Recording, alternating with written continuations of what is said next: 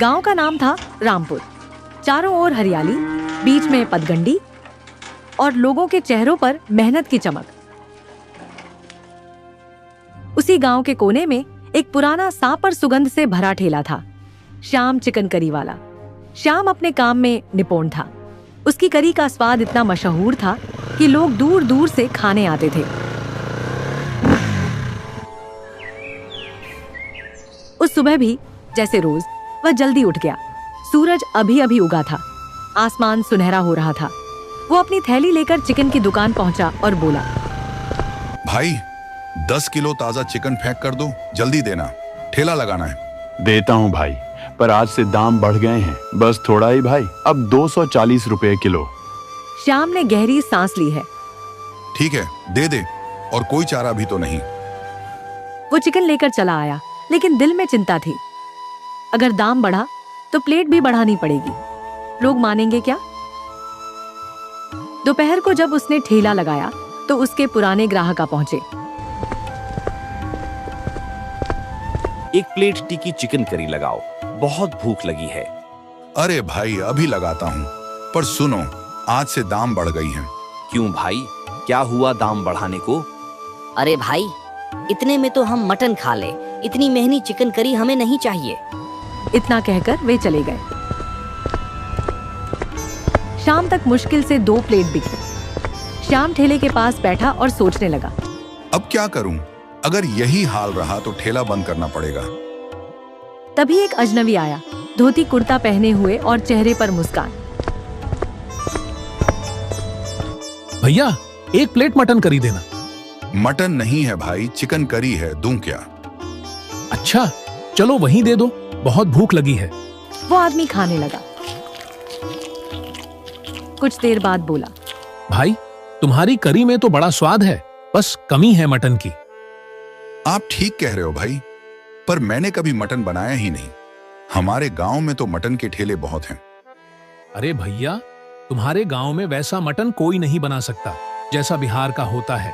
मसाला और तीखापन, बस वही का असली होता है। अच्छा, आप बिहार से हैं?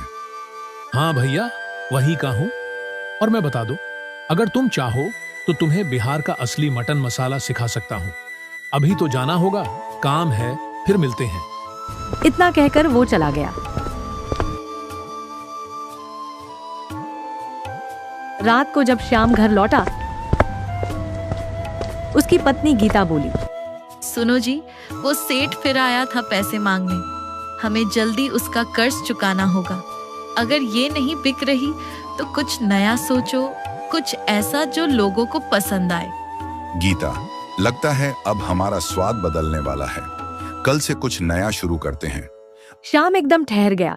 अचानक उसे उस बिहारी आदमी की बात याद आई। अगली सुबह श्याम ने जल्दी उठकर अपने ठेले को देखा, जैसे वो भी कुछ नया इंतजार कर रहा हो। आज उस बिहारी भाई को ढूंढना ही होगा, वही कुछ रास्ता दिखाएगा। वो पूरे गांव में घूमता रहा, चौपाल पर गया, चाय की दुकान पर पूछा, कुएं के पास बूढ़े जगदीश से भी पूछा। नारे श्याम, मन ने तो ऐसा कोई ना दिखा। श्याम का चेहरा उतर गया। अब कहाँ ढूंढूं उसे? सोचते हुए वो बाजार की तरफ चल पड़ा। वहां एक मटन का ठेला था। मसालों की खुशबू हवा में तैर रही थी। वो पास गया तो देखा, वही बिहारी आदमी मजे से मटन खा रहा था।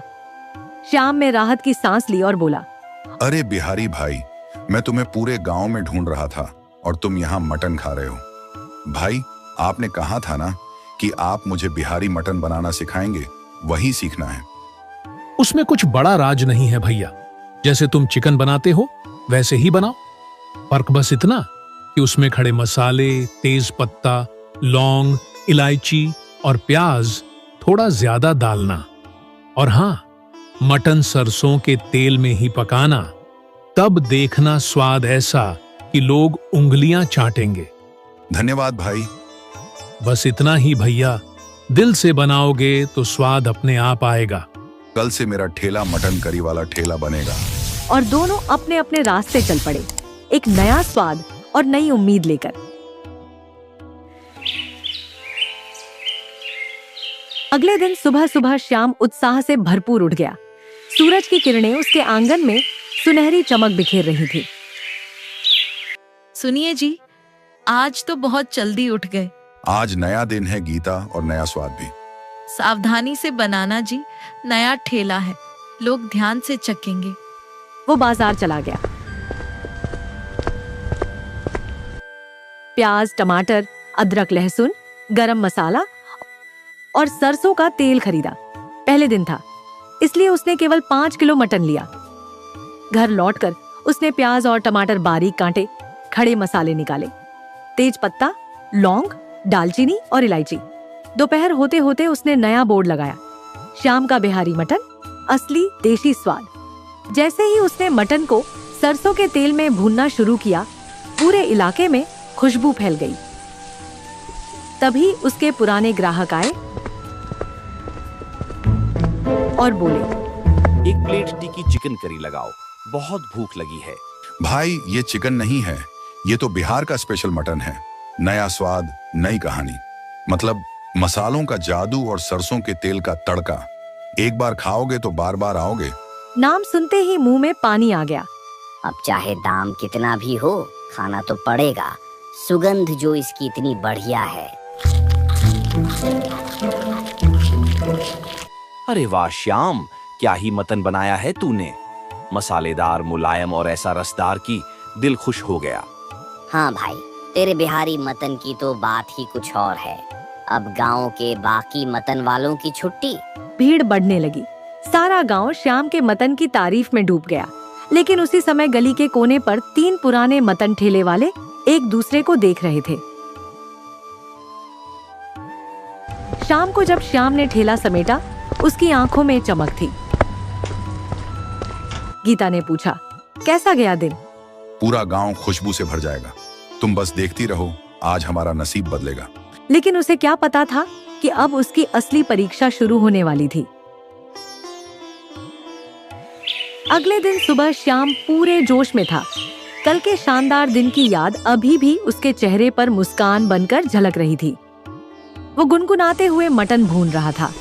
सरसों के तेल में मसालों की खुशबू फिर से पूरे चौराहे पर फैल रही थी। तभी उसके पास 3 पुराने मटन ठेले वालों में से 2 आए। दोनों ने बनावटी मुस्कान दी। इतना कहकर वो दोनों धीरे धीरे आगे बढ़ गए। श्याम को क्या पता, उसी वक्त तीसरा ठेले वाला पीछे से आकर उसके भगोने में एक छिपकली डाल गया और चुपचाप भीड़ में गायब हो गया। कुछ देर बाद गांव के प्रधान जी और उनका एक साथी वहां पहुंचे।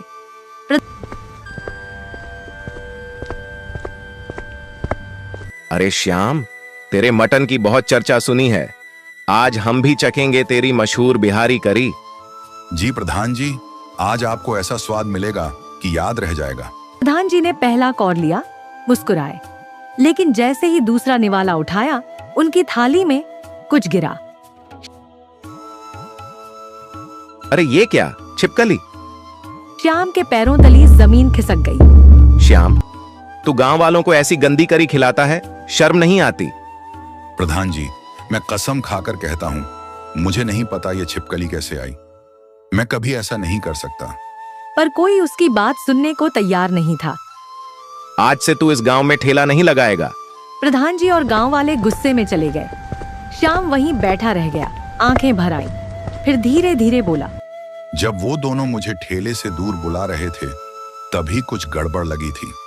जरूर उन्हीं ने ये किया होगा।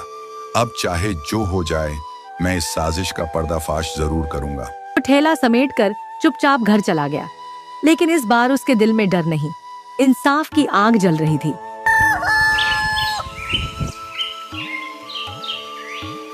अगले दिन गांव के चौराहे पर सन्नाटा था। श्याम का ठेला बंद था। वो अपने घर में बैठा सोच रहा था, मैं इस साजिश का पर्दाफाश जरूर करूंगा। सबूत ढूंढने निकल पड़ा।